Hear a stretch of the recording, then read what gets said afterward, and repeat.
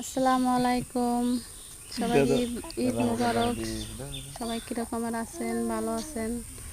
আমরাও ভালো আছি। এই যে দেখুন আপনাদের ভাইয়া নামাজ পড়তে যাচ্ছে, আর এই যে দেখুন আমার ছেলে মেয়ে বাপের সাথে সাথে যাবি তাইটি কান্না করতেছে। মানে তারে ছাড়া ওদের একটু ভালো লাগে না, সে বাড়ি আসলেই তার সাথে সাথে তোমার দাদির সাথে দেখা করে আসো। এই যে দেখুন আমার শ্বশুর বাড়ি আর কি আমাদের বাড়ির সাইডেই, তাদের বাড়ি যাচ্ছে তাদের সাথে দেখা করতে। দেখুন চলে যাচ্ছে আর বাবার সাথে যাবি।